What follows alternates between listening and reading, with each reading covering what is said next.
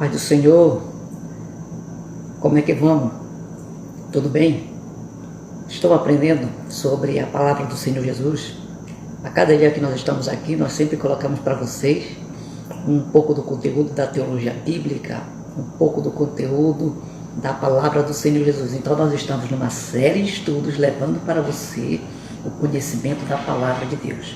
E, continuando, nós estamos ainda na teologia do Antigo Testamento, trazendo série de estudos dentro do material do Pentateuco e também no primeiro livro da Bíblia, Gênesis, conhecido em hebraico como Bereshit, Gênesis em grego, Bereshit em hebraico.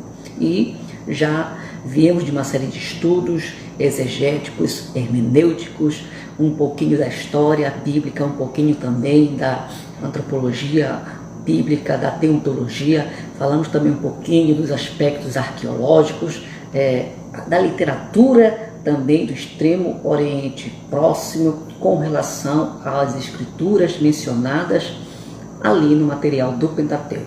Então, continuando mais uma vez aqui, é disso que se trata as nossas aulas. A importância de se aprender isso é porque você sempre vai ter um conteúdo a mais, um conhecimento a mais sobre o material da Bíblia Sagrada. Este é importante também para você que estuda teologia, para você se aprimorar mais no conhecimento bíblico, para você se aprimorar mais na palavra, na mensagem escriturística, na revelação de Deus para com a humanidade. Quais são, então, a continuidade? Nós estamos no capítulo Gênesis, versículo 16, tá certo? Gênesis 16. Quem é que fala com você aqui?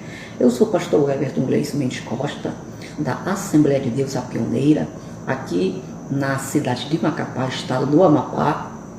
Convido você a vir aprender conosco teologia no Seminário Teológico da Assembleia de Deus, o CETAD, que fica ali na rua Tiradentes, no 532, no centro de Macapá. Então você pode estar procurando ali o CETAD, se inscrever, faça sua inscrição e venha estudar conosco a teologia bíblica, o bacharel em teologia bíblica, tá certo?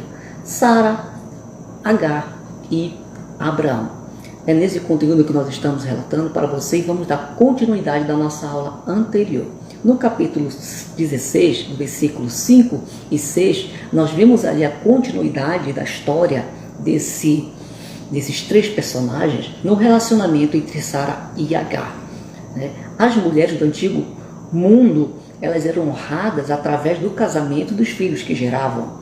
Então, uma família, para ser bem quista, para ser bem reconhecida, para ser honrada, a esposa deveria ser fértil, a esposa deveria ser frutífera. Por quê? Porque o patriarca, quando ele arrumava a família, ele queria que essa família crescesse, porque os seus filhos, nós já vimos aí em aula anterior, que os filhos, eles eram produzidos dos clãs para aumentar também a renda da família. O filho para ajudar o pai com o pastoril, o filho também poderia casar com uma moça de uma outra família que tivesse também bastante renda. Então, dessa forma, a família dos patriarcas crescia e se multiplicavam na terra. Então, embora Agar ela fosse serva, ela fosse escrava de Sarai, o fato de ela ter gerado um filho, e a Sara não, que era sua patroa, deu a ela o motivo para desprezar sua senhora, como diz a palavra do Senhor. Então isso gerou confusão, isso gerou crise na relação entre a senhora e a escrava. Qual foi a reação de Sarai? Então foi maltratar Agar, foi desprezar Agar, por causa da inveja, porque Agar tinha filho e Sarai não tinha. Os anos estavam se passando e ela viu ali tendo uma afronta com a sua própria serva. Nós na aula anterior falamos a respeito disso, lá no código 146, no artigo 146 do Código de Hammurabi. Então, essa diferença social, ela acontecia aqui por causa da inveja.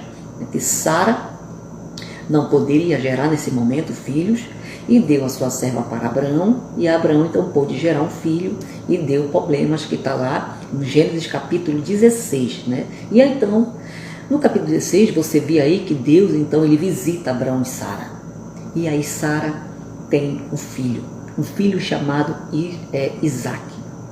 E quando Isaac, então, é gerado, Paulo, ele diz, lá na teologia do Novo Testamento, que Agar, ela tipifica a antiga aliança, a aliança do Antigo Testamento. E Sara tipifica a aliança do Novo Testamento. Por quê? Porque Sara era a esposa principal. Sara não era serva, Sara não era escrava. Então, filho deveria ser da mulher livre, porque tinha toda uma simbologia, uma tipologia bíblica nesta história a ver com o Messias, a ver com a igreja, a ver com a obra da redenção, tá certo? Então tudo tinha que acontecer conforme a palavra, conforme a promessa de Deus para aquele casal. Então nós continuamos aí nessa visão, nesse pensamento, entendendo que a bênção de Deus ela pode demorar na tua vida, a promessa de Deus pode demorar a chegar até você, mas se Deus prometeu, Ele vai cumprir, assim como aconteceu com Sarai e com Abrão. Deus cumpriu a promessa na vida deles, e quando vieram ter filhos, o filho da escrava, mas sua mãe tiveram que abandonar o lar onde estavam, porque a bênção era do filho da livre, do filho da esposa, da primeira mulher, da principal, da senhora ali da casa de Abrão. Um novo nome. Os nomes tinham muita importância no mundo antigo, né? O nome, ele era algo muito conceituado, muito bem visto nas culturas mesopotâmicas daquele período no mundo antigo, né? Quando Adão ele dá nome aos animais, está demonstrando aí governo sobre eles, né? Quando Adão chama todos os animais da terra e começa a dar nome para cada um, está conferindo o poder que Deus deu para ele, um poder delegado. E lá no capítulo 17, do versículo 3 ao 8, de modo semelhante, né, o fato de Deus ter mudado o nome de Abrão, pai, Deus é alto.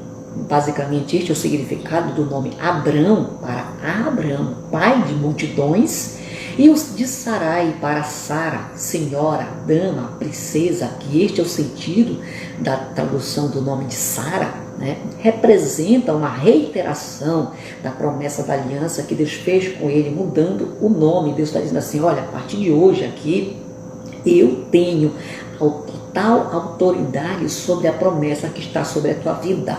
Para isso eu vou mudar o teu nome. Mudando o teu nome, eu tenho uma afinidade contigo. E nós podemos ver essa teologia da mudança da identidade acontecendo também lá no período babilônico, quando os jovens hebreus estão na Babilônia, que os líderes dali tentaram mudar o nome dos remanescentes de Judá para Sadraque, Mesaque, Abdenego, com o nome de divindades, mudando o nome para que eles se inserissem, se conceituassem numa nova cultura, numa nova realidade, né, numa nova sociedade. Mudaram o nome deles, mas não puderam mudar o caráter e nem mudar o modo em que eles absorviam e viviam a sua fé. Aqui é Deus que está mudando o nome de Abraão, para que Abraão entenda que o compromisso com Deus e de Deus para com o homem é um compromisso fiel e verdadeiro. O Senhor é o nosso pastor. Então, essa designação de um novo nome para tanto Abraão como para Sarai, como servos, né, estava apontando ali que eram pessoas escolhidas por Deus. E também, lá no capítulo 17 de Bereshit, nós temos a prática da circuncisão acontecendo como sinal da aliança. Então toda a teologia bíblica do Antigo Testamento, ela sempre está apontando para o sinal, para a simbologia da aliança com Deus, de um tratado internacional de Deus para com o seu primogênito, Israel, né? Era largamente praticada no Antigo Oriente Próximo, como um rito de puberdade, fertilidade ou de casamento. Acontecia a prática da circuncisão. Porém, quando se trata de Abraão aqui, embora os israelitas não fossem o único povo no mundo a circuncidar seus filhos, o sinal da circuncisão para com a família de Abraão era uma marca, né? Era um símbolo que eles pertenciam à nova aliança, eram membros de uma aliança com Deus. E o sinal era a circuncisão. Enquanto outros faziam por questões culturais, aqui não é por uma questão cultural, é por uma questão espiritual, uma questão de aliança. E uma dessas questões principais aqui, que eles deveriam reconhecer a aliança para com Deus, era através da circuncisão, tá certo? E aí nós temos lá no capítulo 18, do versículo 1 ao versículo 15, né, você vê pessoas visitando Abraão. Pessoas visitando Abraão. Visitantes ilustres ali, indo até a tenda de Abraão. Então, quando Abraão, você encontra ele está sentado ali na sua tenda, desfrutando da brisa, né, que passava a sombra. Isso, para o patriarca, era desfrutar da bênção que Deus tinha dado para ele. Né? E outra coisa, nesse período, a hospitalidade, ela era um hábito entre as tribos nômades. Né? Então, era muito importante, era muito interessante os anfitriões serem hospitaleiros com seus viajantes. Né? A lei até dizia para Israel ser hospitaleiro para com os estrangeiros, dar uma guarida, dar alimentação, né? Dar repouso para as pessoas viajantes. Você via aí a mulher sunamita abençoando o profeta Eliseu, né? Porque sempre caminhava, olha, esse é um homem de Deus, vamos fazer um local para ele. Uma mulher que foi hospitaleira e foi abençoada por honrar um profeta na sua época. Então a hospitalidade, ela era muito realizada, ela era praticada nos tempos bíblicos, e isso era motivo também de receber a bênção de Deus. O protocolo, ele exigia que a refeição servida ao hóspede, ela deveria superar o que fora servido inicialmente, né? Então, inicialmente, a alimentação que você deu para o seu hóspede, a segunda que viria, deveria ser muito melhor, né? Muito mais pomposa, para demonstrar o afeto, a afinidade que o anfitrião tinha para com o seu visitante, para com o seu hóspede, né? Então, vejam só, Abraão serve para os seus visitantes, ali no capítulo 18, carne. E a carne não era um produto comum naquela época, né? A carne foi uma gentileza, né? Não era um artigo comum na dieta dos povos antigos. Então, ter carne nesse período aqui era uma iguaria luxuosa na época do patriarca Abraão, né? Então, vejam só, ele usa cerca de 7 a 14 litros de farinha para fazer pão para os seus hóspedes também, né? Uma outra forma também de agradar os seus visitantes. Deu carne, deu pão, se dava leite, se dava coalhada, se dava as iguarias que se tinha naquela época, que se produzia, mas se dava do melhor para com os visitantes, tá certo? Porque eram ilustres. Quem estava visitando Abraão aqui? Anjos e o próprio Senhor. A Bíblia fala que o Senhor visitou Abraão acompanhado de mais 2 anjos, tá? E no capítulo 19, aí nós temos então a história de Sodoma e de Gomorra. A história de Sodoma e de Gomorra. Sodoma e Gomorra eram 2 cidades principais, né, do extremo sul do Mar Morto. Estas cidades ainda não foram efetivamente localizadas, né, talvez se localizasse ao sul do Mar Morto. E nós temos o nome de 2 cidades que foram encontradas escavadas, Bet-Ezra e Numeira. Uma cidade do bronze antigo 3, né, seria bem mais condizente com a Sodoma bíblica, segundo relatos arqueológicos. As evidências apontam também para a destruição de uma cidade maior pela combinação de terremoto e de fogo, lá por volta de 2350 a.C.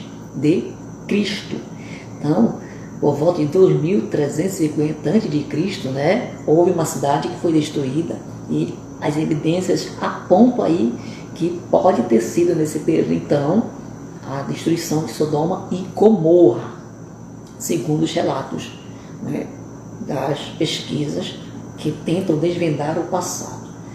Lá no capítulo 22 de Gênesis, nós encontramos a história do oferecimento de Isaac, do sacrifício de Isaac, né? O sacrifício que Deus pede o unigênito de Abraão, chama Abraão para fora para não sacrificá-lo em Moriá. E a Bíblia narra tudo como foi, como aconteceu este momento histórico e singular na vida de Abraão. Moriá. A única indicação da localização de Moriá apresentada aqui é o fato de ficar 3 dias de viagem de Beerseba. A única indicação que se localiza Moriá aqui, lá no capítulo 19, é o que a Bíblia fala, que Moriá ficava 3 dias de Beerseba, onde Abraão morava. E Moriá nós temos também um personagem aqui, El, o personagem El. El significa Deus. El também era uma divindade da fertilidade no Antigo Oriente Próximo. El era então uma divindade da fertilidade no Antigo Oriente Próximo. E essa divindade reivindicava o direito de exigir uma parte do que foi produzido, animais, cereais e principalmente também crianças. Crianças eram oferecidas a El para servir no santuário.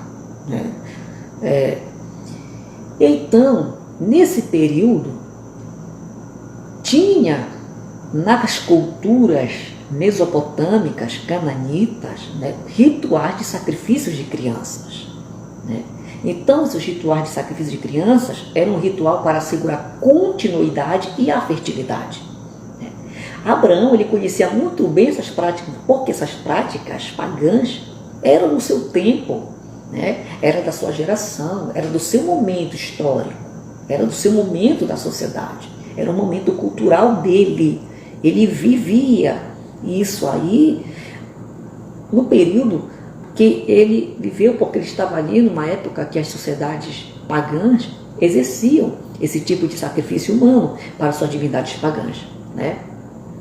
Então, quando Deus pede Isaque em sacrifício, subentende-se que para Abraão não foi surpresa, porque ele já vivia numa cultura, numa sociedade que praticava sacrifício de criança.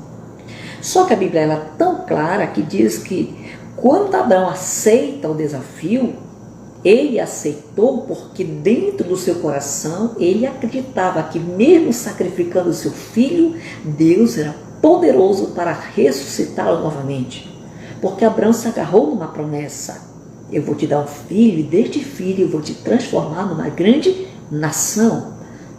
Então Abraão, ele vai para Moriá crendo, convicto que Deus tem e teria por detrás de todo aquele momento, turbulento no seu interior, talvez, convicção plena que Deus tinha um plano B.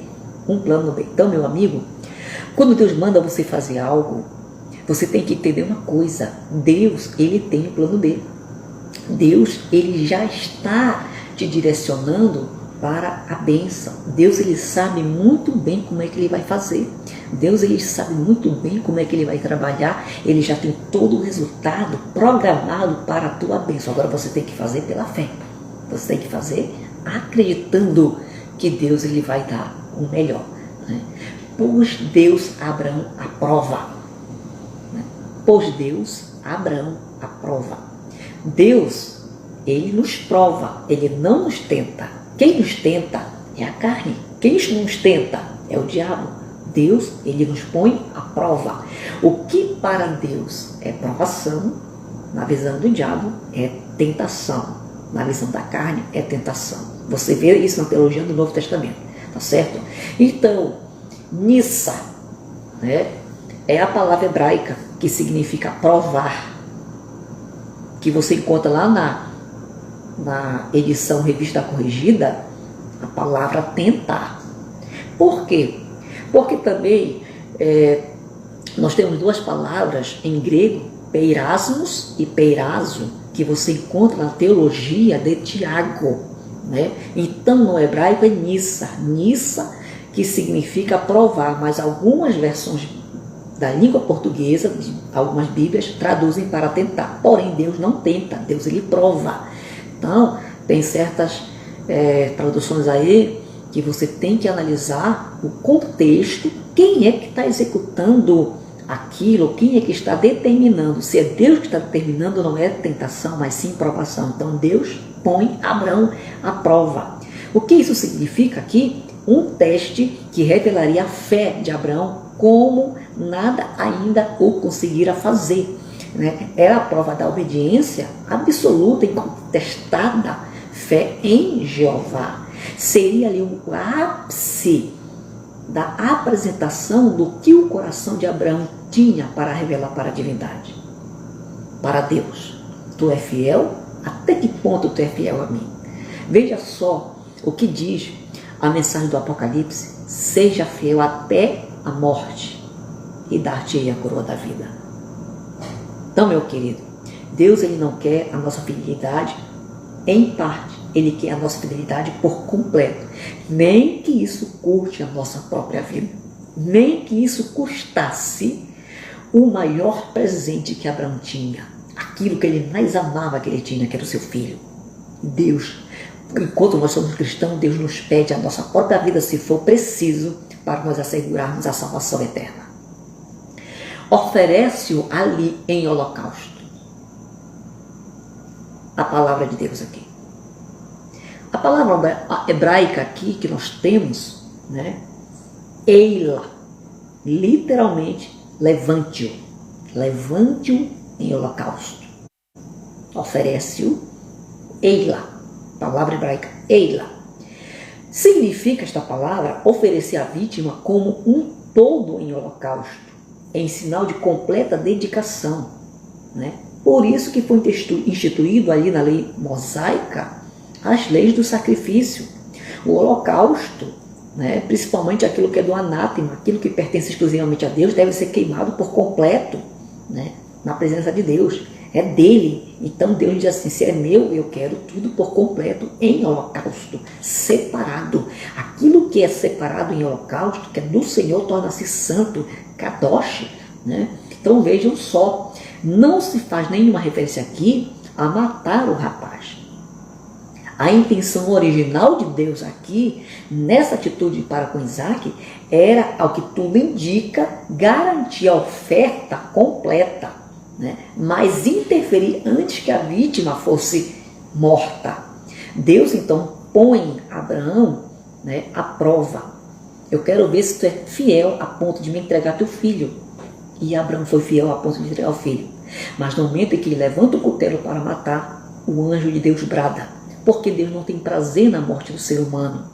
Então você percebe aí que a fé de Abraão, aquilo que ele acreditava, se concretizou, se cumpriu, porque ele foi fiel. Deus foi fiel para com a fé de Abraão. E é assim que Deus vai fazer contigo quando você agir por intermédio da fé também. Amém? Só que eu tenho para falar para você que também aqui as 4 grandes crises de Abraão. Amém? As 4 grandes crises de Abraão.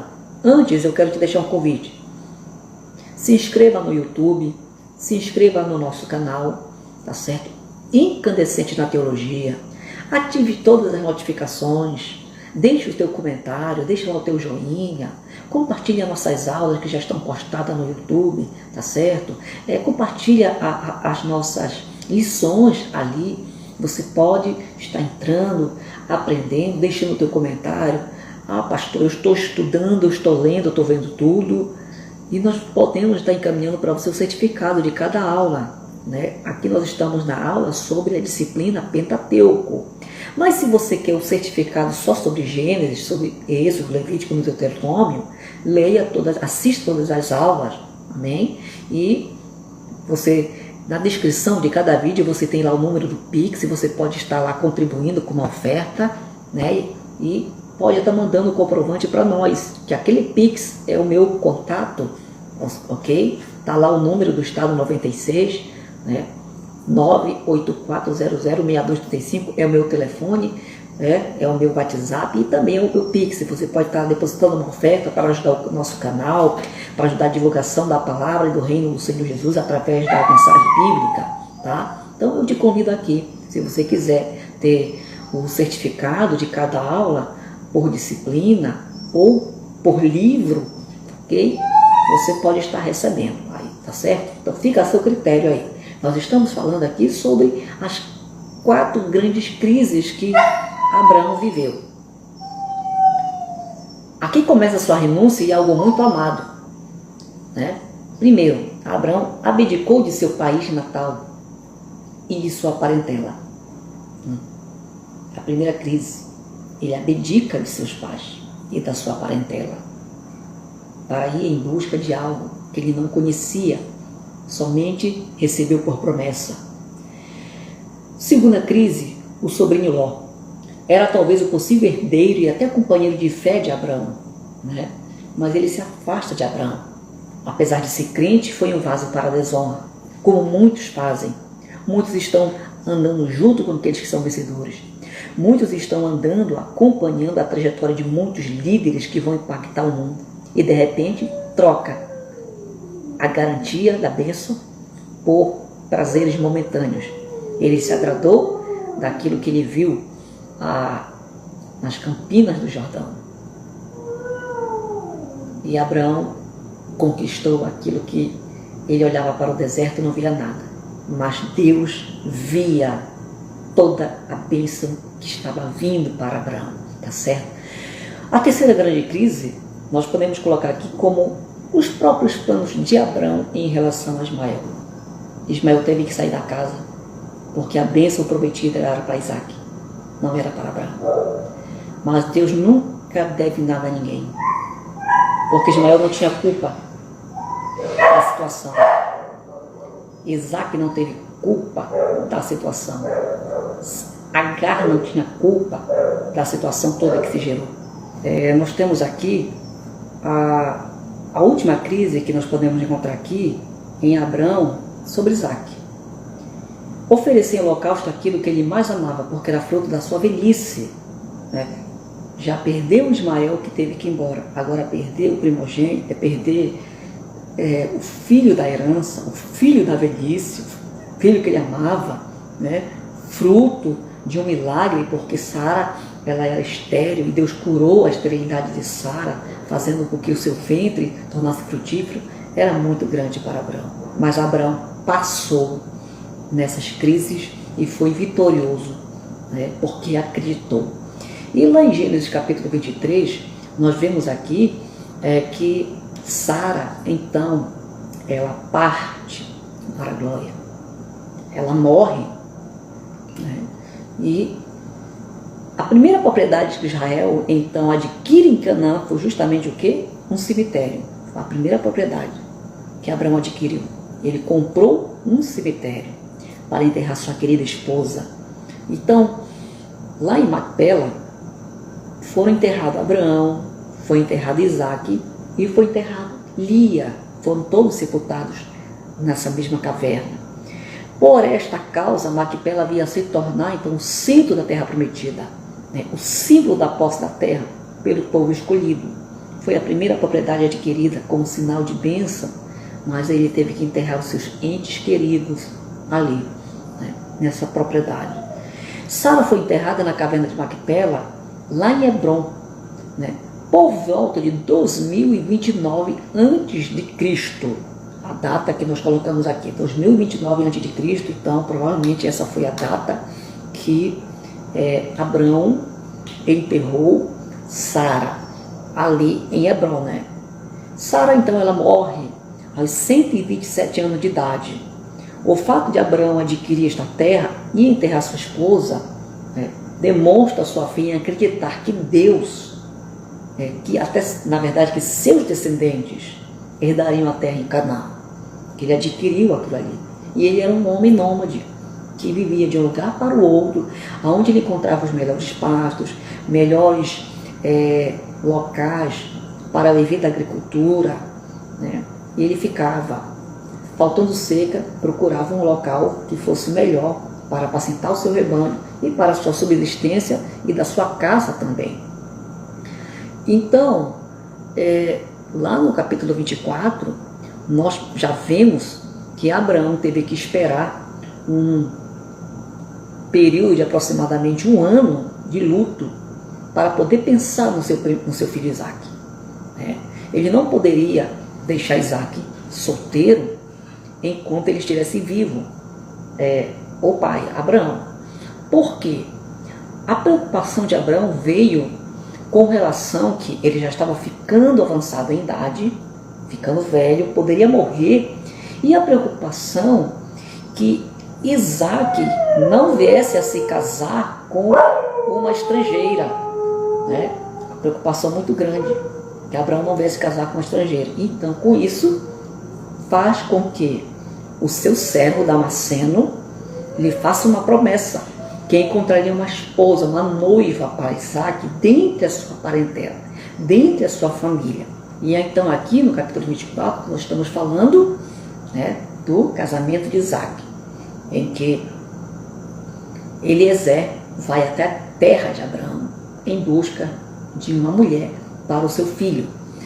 Então, após 3 anos, na verdade é essa, 3 anos da morte de Sara, Abraão, então, ele toma providências para obter uma esposa para Isaac, né? Isaac, nessa época, já beirava aqui os seus 40 anos, que está lá no capítulo 25, versículo 20, né? Então, a esposa, ela deveria ser membro do seu clã. Eliezer teve que viajar a Arã, Naharaim, na alta Mesopotâmia, está lá no versículo 10 do capítulo 24, né?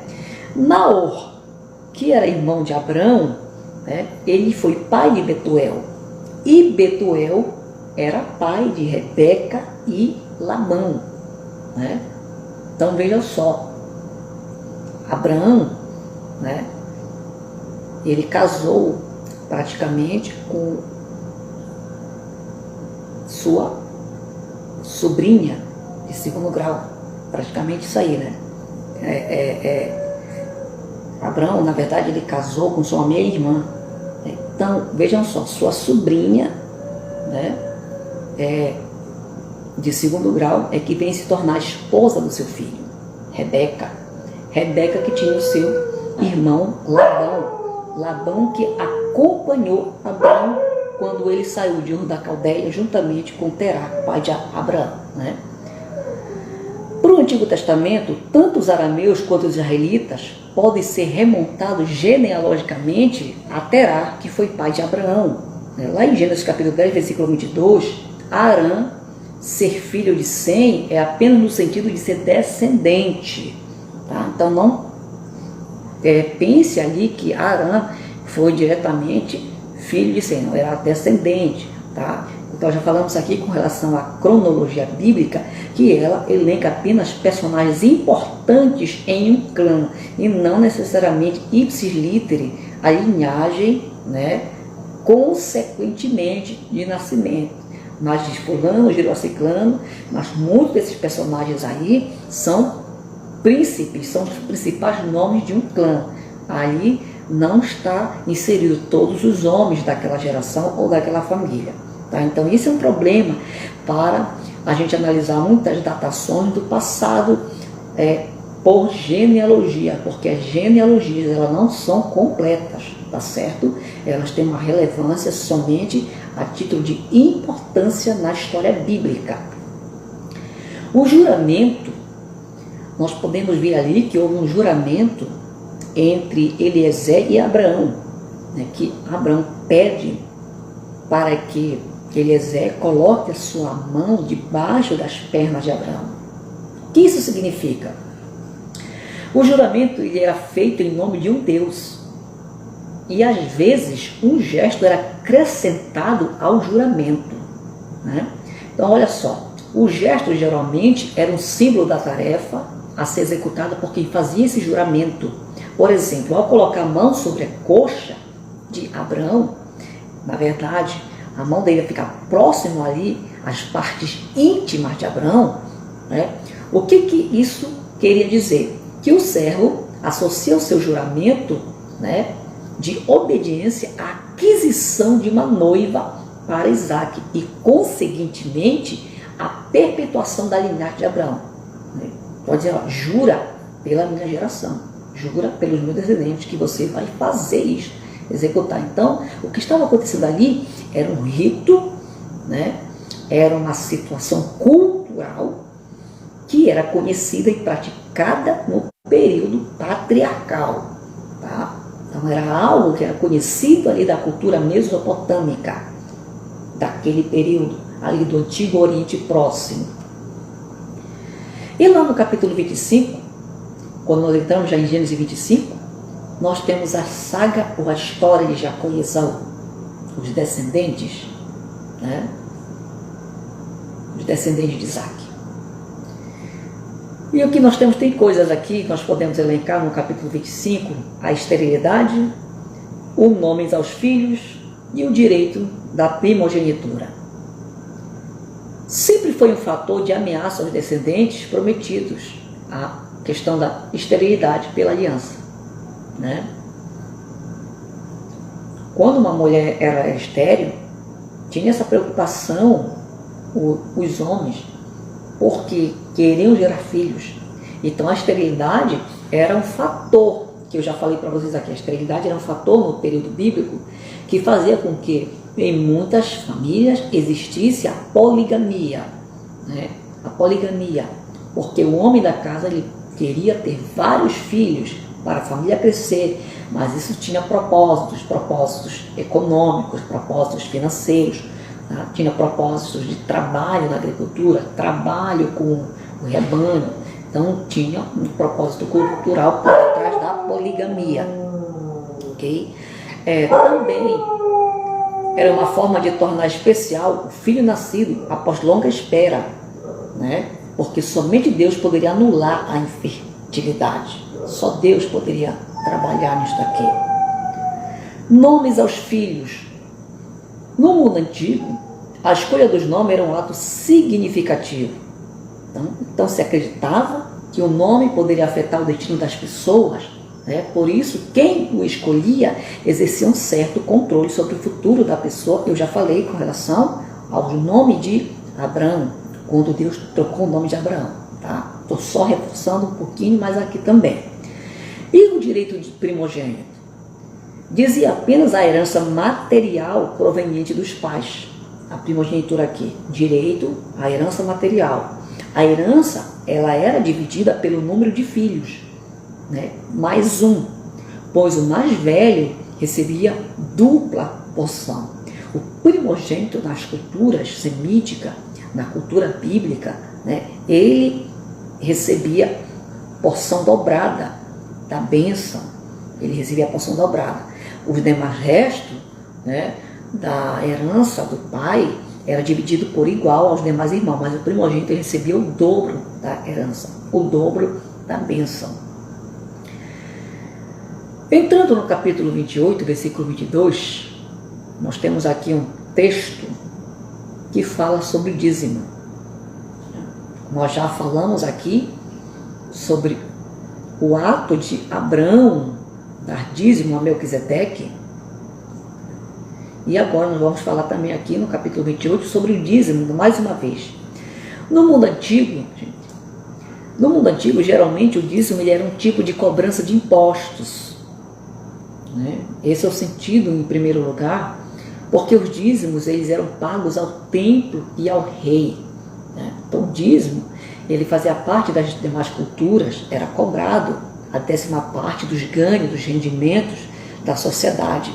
Só que esse dízimo, ele era para a manutenção do templo e até manutenção lá na corte, no palácio do rei. Visto que esses proventos e as riquezas de uma pessoa não eram primordialmente em formato de dinheiro, né? Então todos os bens eles eram incluídos nos cálculos do dízimo, conforme indicado aqui por Jacó: de tudo que tu me deres, de ti, para mim, eu te darei o dízimo. Abraão, Isaac e Jacó sempre, gente, executaram ações, atitudes baseadas nos seus princípios sociais, culturais do seu tempo, tá? Então não é algo isolado aqui. Quando você vê eles executando uma ação, aquela ação era reconhecida, aquela ação ela era praticada no seu período, no seu tempo, tá? Então, por isso que nós estamos fazendo aqui um panorama também do Pentateuco, elucidando para vocês aspectos da cultura do período patriarcal, do que era conhecido, do que era praticado aí no período do Antigo Oriente Próximo, tá? Justamente nesse período dos patriarcas aqui. A ação de Jacó com relação ao dízimo foi uma ação voluntária, não era imposto. Ele não fez como faziam os demais senhores nas nações cananitas, mesopotâmicas. Aqui ele já faz por uma questão voluntária. Ele decide dizimar para Deus de tudo aquilo que Deus o abençoasse, né? Então vejam só, o dízimo ele vem para Israel antes da lei. O dízimo não é algo da lei, tá? Então, quando você tenta falar, o dízimo só era praticado por causa da lei de Moisés, não. O dízimo foi uma situação que acontecia há muito tempo antes da lei ser outorgada por Deus a Moisés no Sinai. O dízimo já era praticado aqui, né? Então, quando Isaac decide dar para Deus também, Jacó decide também dar para Deus o dízimo, através de uma questão voluntária. Não havia templos ou sacerdotes em Betel, assim não se sabe a quem Jacó daria o dízimo. Ele só prometeu, mas ele não diz aqui para quem ele daria o dízimo, né? Diferentemente de Abraão, que encontrou um sumo sacerdote e entregou para esse sacerdote o dízimo, né? Melquisedeque, rei de Salém. Provavelmente também o que nós temos a dizer aqui é que Jacó estivesse prevendo que toda a sua riqueza viesse em forma de rebanho. Então assim o dízimo seria representado na forma de sacrifícios oferecidos em Betel. Isso aqui é uma hipótese. Talvez Isaac, na verdade Jacó, já tenha pensado que seria um grande fazendeiro, seria abençoado, né? E desse material ele tiraria uma parte de tudo que ele recebera como dízimo e entregaria a Deus numa forma de sacrifício, numa forma de adoração, assim como aconteceu com Abel. Amém? E lá no capítulo 29, no versículo 17 de Bereshit, nós temos ali já o momento de uma outra serva, né, mas concubina de concubina não, uma outra mulher que foi dada para Jacó. Quem? Lia. Os olhos de Jacó estavam de olho na Rebeca, né? Estava de olho em Raquel e ele tem que casar com Lia. Os olhos de Lia. Uns dizem aqui que Lia, na verdade, era uma pessoa vesga, estábica. Lia tinha problemas com a visão. Mas o que nós vamos interpretar aqui? Basicamente, o que o texto no hebraico quer nos dizer sobre Lia? Na descrição comparativa entre Lia e Raquel, o único comentário sobre Lia diz respeito aos seus olhos. Aqui, no versículo 17 do capítulo 29. O termo usado geralmente é considerado positivo e indica fragilidade, vulnerabilidade, ternura ou uma qualidade delicada. Então não tem nada a ver com defeito ocular ou deformação nos olhos, né? Então tem a ver com fragilidade, tem a ver com vulnerabilidade, tem a ver com ternura, tem a ver com uma qualidade delicada. Isso quer dizer que Lia era uma moça com certeza mais delicada, mais frágil, mais tímida do que Raquel. Raquel era pastora, Raquel estava na frente do rebanho. Lia era aquela moça mais reservada, mais fechada, né? Mais na dela. Então, aqui o aspecto que é registrado em Gênesis, que no hebraico, tem a ver com uma sensibilidade da mulher, uma vulnerabilidade, ternura, não tem nada a ver com a questão de deficiência nos olhos, né? Embora os olhos fossem um dos componentes principais da beleza feminina no mundo antigo, né, as características positivas de Lia aqui perdiam brilho diante da graça de Raquel. Raquel conquistou o coração de Jacó, né? Mas você sabe aí como aconteceu para Jacó casar com Raquel. Teve que esperar um bom tempo. E lá no capítulo 30, no versículo 14 a 24, você vê aí, já no casamento, depois que Jacó já tem as esposas, né? Essa disputa aí. E você vê aqui as mandrágoras. Lá no capítulo 30, você vê aqui o momento das mandrágoras, né? Do Deim, né? Do Deim. Para induzir a fertilidade, era popularmente chamada de maçãs do amor. As mandrágoras, então, elas eram vistas como maçãs do amor na cultura semítica, na cultura mesopotâmica. Supunha-se que agia como talismã do amor, as mandrágoras, né? Amadurece, né? Lá no período de maio. E o que está de acordo com a menção no versículo 20 dos dias da ceifa do trigo, né? O nome científico para mandrágora é Mandragora officinarum. Mandrágora officinarum, né? É uma planta perene, sem caule, da família das batatas, que cresce em solo arenoso, cujo formato assemelha-se a um ser humano, né? Esse é o formato da mandrágora. Então, esse é o aspecto aqui, quando a mulher procura e quer a mandrágora e faz até uma troca com o marido, porque ela queria ser fértil, ela queria ser frutífera, né? Raquel não gerava filhos, não dava filhos para Jacó, e ela queria ser uma esposa que desse filhos a Jacó.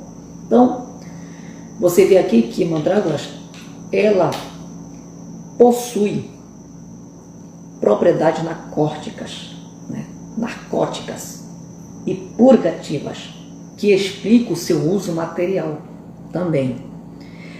A forma e a fragrância penetrante provavelmente originaram seu uso em ritos de fertilidade e como afrodisíaco. Por isso que a mandrágora era vista, né, como um talismã para a produtividade da mulher. A mandrágora também, gente, ela possui folhas verdes, escuras, ovais, né? De onde cresce uma flor purpúrea com formato de sino. O seu fruto é uma baga amarelada, né? Por aproximadamente do tamanho de um pequeno tomate, que pode ser consumido, é nativa da região mediterrânea e pouco comum na Mesopotâmia, né?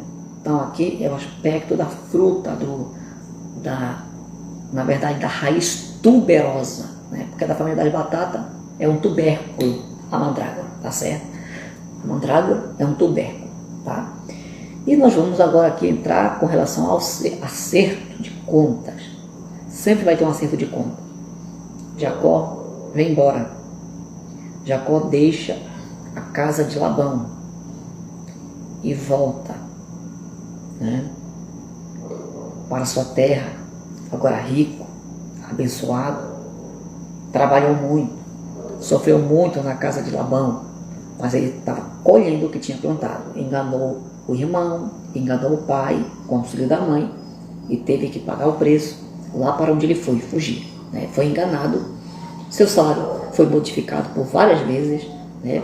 Quando achou que ia se casar com a esposa do coração, casou-se com a outra e por mais anos teve que trabalhar para obter a mão de Raquel, a sua amada.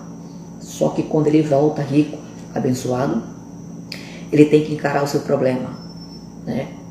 Descobre, é avisado que seu irmão vem ao seu encontro. E agora? O que vai fazer? Né? Tem que encarar o Jaboque, tem que encarar ali a guerra com o anjo do Senhor para ser abençoado. Jacó luta com o anjo e recebe a vitória, porque ali ele demonstra quem ele é. Ele demonstra o que Deus, na verdade, é para ele. Só que quando você se aproxima de Deus, você tem que ser verdadeiro para receber a bênção de Deus. Então, Esaú, quando recebe Jacó, já recebe com perdão. Jacó, quando vem abençoado, mas também Esaú também nesse período já era abençoado, já tinha a sua própria cidade, Também os seus descendentes eram pessoas grandes, né? Eram também abençoados por Deus, tá certo? Até porque também Esaú foi filho de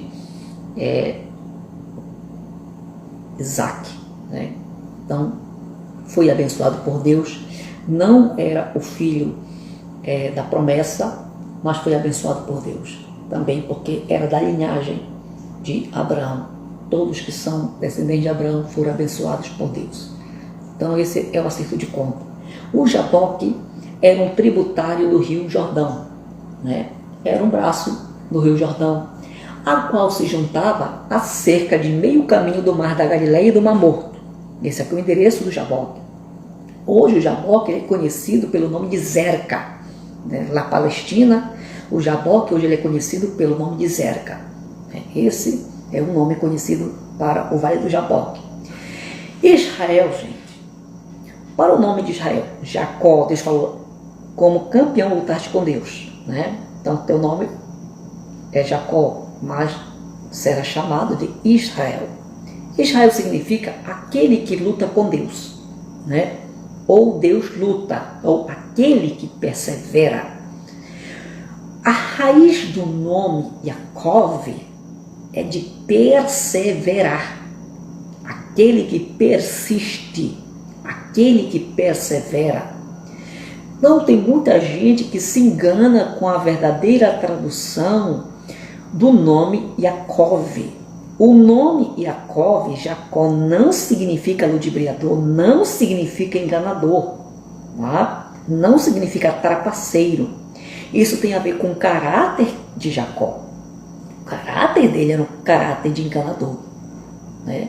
Mas o nome de Jacó significa aquele que busca conquistar as coisas por seus próprios meios, né?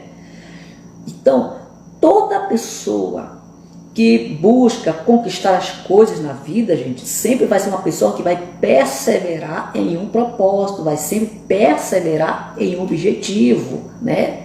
Então, esse é o sentido da raiz do nome Yaakov.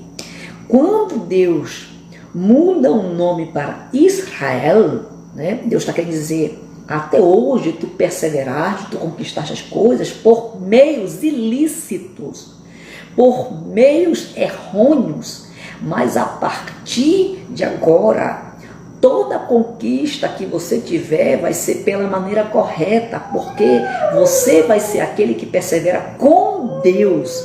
Por isso que Israel significa príncipe, Israel significa aquele que é campeão segundo os desígnios de Deus. Então você pode perceber que Jacó e Israel têm um paralelo, têm uma semelhança de significados. Deus, ele não muda o nome de Jacó. Na verdade, aqui na teologia do Pentateuco, do Bereshit, Deus está acrescentando um nome a mais a Jacó. Tanto que quando você lê de Gênesis até Malaquias, você vê sempre Jacó sendo chamado de Jacó e não somente Israel. Porque Deus não muda o nome de Jacó para Israel, como aconteceu com Abrão, que deixou de ser chamado de Abrão para ser chamado de Abraão. E como Deus mudou o nome de Sarai para ser chamada de Sara, Jacó sempre vai continuar sendo chamado de Jacó, porque Deus deu um nome ilustre para Jacó, que foi designado de Israel. Tá? Então o nome de Israel aqui, ele dá a ideia de realeza, poder e soberania entre os homens. Ele lutou com Deus, prevaleceu, conquistou, e Deus está aqui confirmando a promessa feita a Abraão. Confirmando a promessa feita a Abraão. Por quê? Porque da linhagem de Abraão tem que sair o Messias. E o Messias é este que segue a promessa de realeza, de poder e de soberania. O Messias é rei. O Messias é profeta. O Messias é sacerdote. Tá? O Messias é rei. O Messias é profeta. O Messias é sacerdote. O Messias, ele é juiz. Então, todos os aspectos que você encontra de poder, de realeza e de soberania tem que ter aqui na geração que é prometida desde o período de Adão e Eva, lá em Gênesis 3:15. Tá? Amém? Então aqui nós paramos para falar de Abraão, Isaque e Jacó e vamos entrar agora no capítulo 37 de Bereshit. Vamos entrar na história de José. Tá? Nós estamos agora aqui na história de José. Essa aqui é a história de José que nós estamos entrando. Tá certo? Então, Gênesis 37. O que nós temos aqui para falar para vocês sobre a história de José? José nasceu no ano de 1916, entra no Egito por volta de 1899 a.C.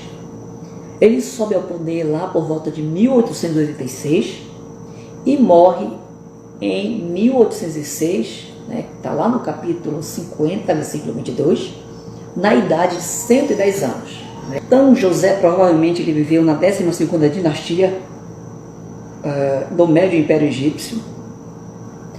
Ele foi vendido no Egito já no final do reinado de Amenemes II, lá por volta de 1929 a 1895, antes de Cristo.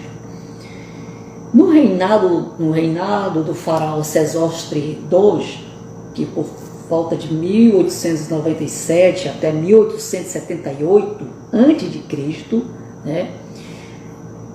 José ficou aprisionado e 10 anos após a sua chegada ao Egito, aconteceu isso aí com ele. Então, quando José entra no Egito, mora na casa de Potifar, torna-se mordomo, torna-se uma pessoa muito querida, como funcionário de Potifar, por longos 10 anos. Depois de 10 anos, então, ele é levado à prisão. Também ele é próspero na prisão ali no Egito. E provavelmente foi Sesostre II, que foi o homem que honrou José no Egito.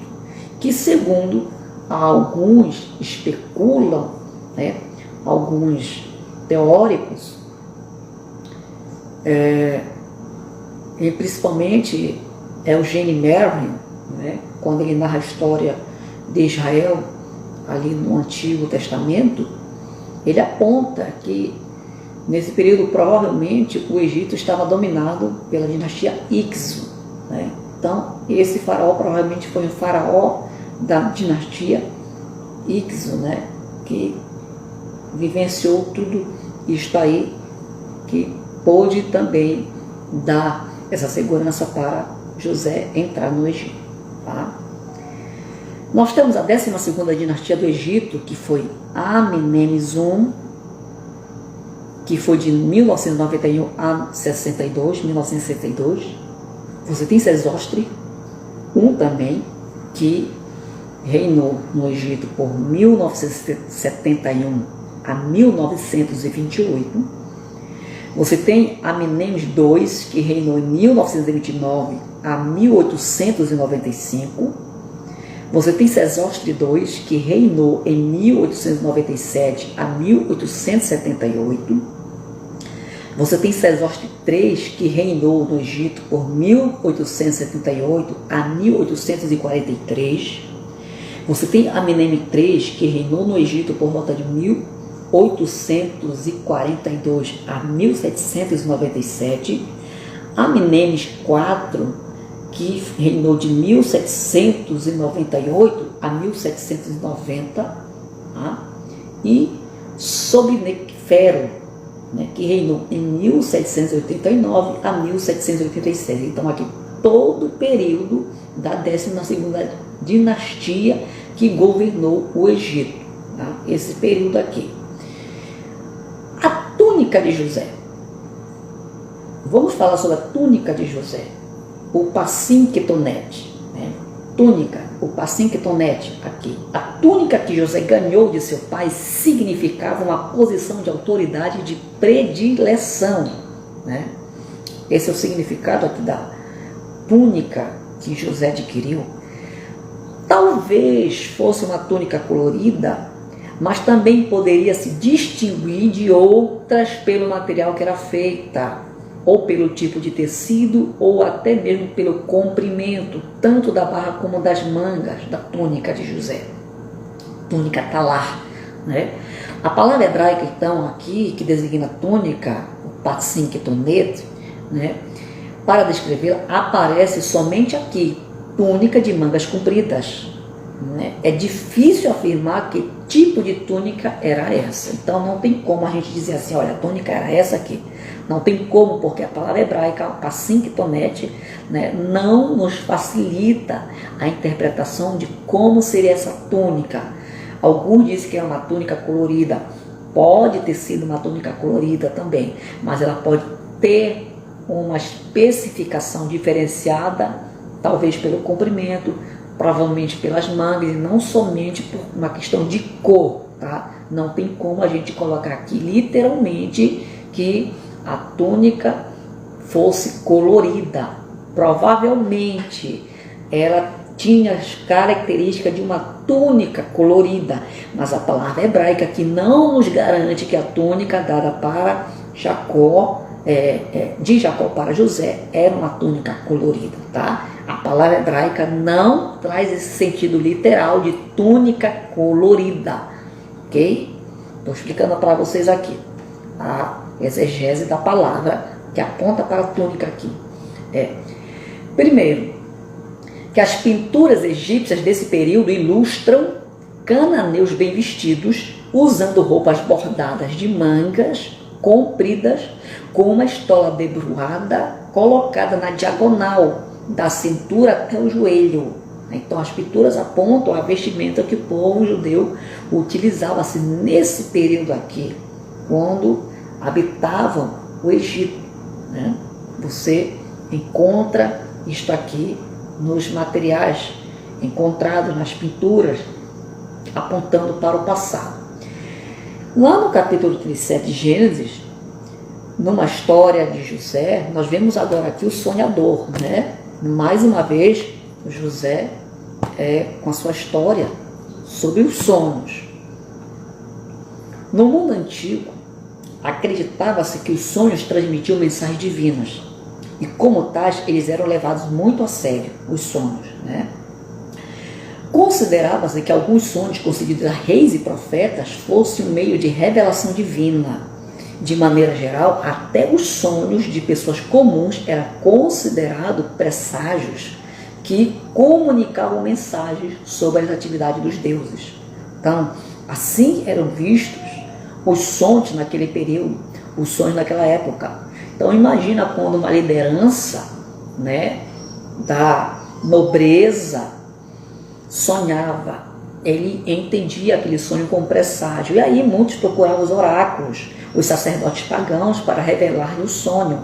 Como ninguém consegue revelar para o faraó, ele está preocupado, porque ele quer saber o que significa o sonho, porque ele sonhou, mas também ele não se lembrava o sonho. Ele só entende que o sonho foi perturbador, e ele sabia então que aquele sonho era uma mensagem de um Deus, era um presságio, e ele queria saber não só o significado, como ele queria que revelasse, né, para ele o sentido do sonho, o que o sonho queria realmente dizer para ele, tá? Então, os sonhos que continham revelações, geralmente eles eram identificados pela divindade e a incluíam, né? Já os sonhos de presságio geralmente não faziam nenhuma referência à divindade, né?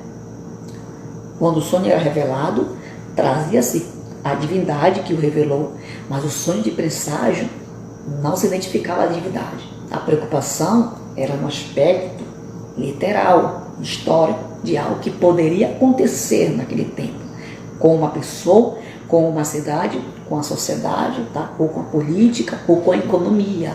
Por isso a preocupação com os sonhos de presságio. Os sonhos, eles eram repletos, e são até hoje, repletos de simbolismos, né?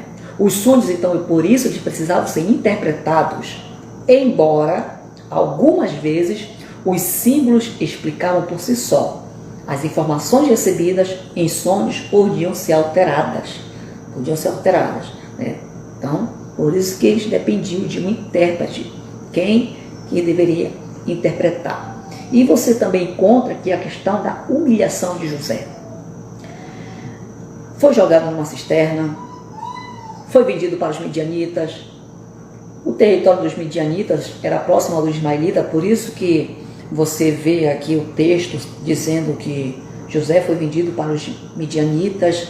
Lá no Novo Testamento você vê dizendo que ele foi vendido para os ismaelitas e cria-se aquela fusão de interpretação. A Bíblia está tendo contradição? Não, gente. Aqui é uma questão de hermenêutica, é uma questão de interpretação e entender que esses povos eles eram vizinhos. Então, muitos apontavam que o território midianita poderia ser o território do ismaelita e vice-versa, né? Então você vê aqui a chegada de José no Egito com a venda dele para esses povos nômades que sempre faziam escambo, faziam comércio na terra do Egito. E aí você encontra, né, José sendo enviado à terra de Dotã. Dotã, que era o local onde ficavam ali os seus irmãos apacentando nesse período. Dotã, que significa dois poços. Esse é o significado da palavra Dotã, tá? Dotã é um imponente lugar que cobria uma área de 25 acres. Situava-se aproximadamente 22 quilômetros ao norte de Siquém, Dotã. Então, uma estrada principal usada pelos mercadores e pastores que seguiam em direção ao norte até o vale de Jezreel. De Dotã chegava-se ao vale de Jezreel. Essa foi a mesma trajetória que lá na frente, lá em 2 Reis capítulo 5, né, Naamã vai executar quando sai de Samaria para ser curado da lepra no Jordão. Ele tem que retornar. Por isso ele vai ter que passar por Dotã e vai ter que passar pelo vale de Jezreel também, né? Porque passava-se por essa estrada até chegar na região norte, que ali o Jordão já era próximo, mas da terra da onde vinha Naamã com sua comitiva, porque ele teve que descer até Samaria para se encontrar com o profeta. Então essa foi a trajetória que também Naamã percorreu. Então Dotã, gente, aqui tornou-se uma das principais cidades na Idade do Bronze Antigo, por volta de 3.200 a 2.400 a.C. E funcionava como um ponto de referência natural para os viajantes, né? Essa parte aqui de Siquém. Então a área ao redor da cidade fornecia abundantes pastagens, o que explica a presença dos irmãos de José. Porque nesse período aqui, nessa região, era uma região pastoril. Por isso que os irmãos de José levaram os rebanhos do seu pai Jacó para ser apacentado ali, né, nessa região. Temos que entender que os povos eram povos nômades e muitas vezes eles tinham que andar dias para encontrar pastagem, para encontrar um lugar que tivesse tanto alimento quanto água para o rebanho. Então, numa região desértica, numa região árida, né, eles tinham que andar dias para encontrar um local propício para a criação dos seus rebanhos. Essa era a vida cotidiana dos povos nômades desse período. E com relação ao comércio de escravos? O comércio de escravos existiu desde os primórdios do Antigo Oriente Próximo. Os escravos geralmente eles eram prisioneiros de guerra ou pessoas apanhadas em invasões. Quando um grupo invadia uma cidade, invadia uma aldeia, né, levava assim pessoas cativas, e essas pessoas então, prisioneiros da invasão, eram vendidos como escravos em outras cidades, em outras localidades, né. Os comerciantes muitas vezes aceitavam escravos como pagamentos, que depois esses escravos eles eram transportados para outras áreas e vendidos, né. Então essas pessoas raramente elas obtinham sua liberdade, porque sempre eram vistas como moedas de troca no Antigo Oriente Próximo, ok? Por isso que quando José é vendido para os ismaelitas, né, ou midianitas, eles revendem José a um preço maior lá no Egito, tá ok?